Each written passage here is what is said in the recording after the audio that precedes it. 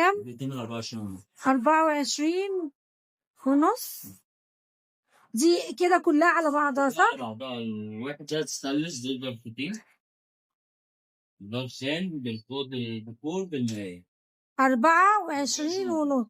حلو جدا. يمشي معاها مثلا حاجة زي كده مدهب صح كده؟ قاعد معلقة، لو انت عايزها تبقى قاعدة معلقة في قواعد المعلقة دي كلها. انت ممكن تقول لي سعر ده كام؟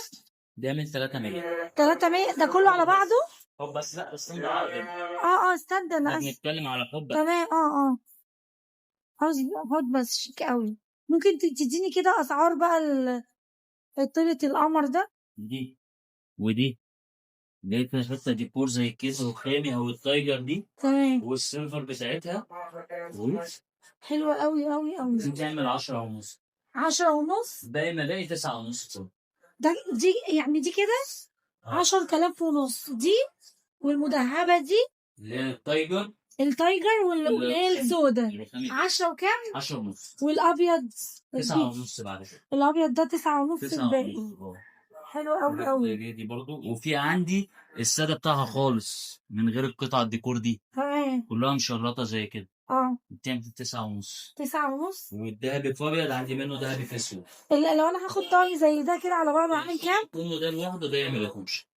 ده 12؟ ده كتونه بس من غير خلاط. من غير خلاط ب 12. طب لو بالخلاط زي اللي انت حاطه؟ الخلاط لوحده 2250. شيك. انا عايزه من ده يا حزنبو. ده عامل كام ده؟ الطقم ده نزل عليه عرض من 24، نزل عليه عرض 17,000. 17,000 ده بعد الديسكاونت.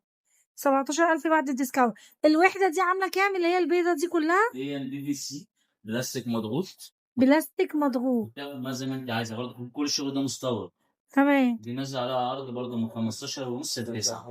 من 15 ونص ل 9 كلها على بعضها. السايد بالوحدة دي هنا دورتين. حلو قوي. ضغطة. عندي منها أشكال طبعا فوق. ممنوعات يا جماعة، المحل ده ممنوعات. انت ممكن تديني كارت للمكان؟ ممنوعات.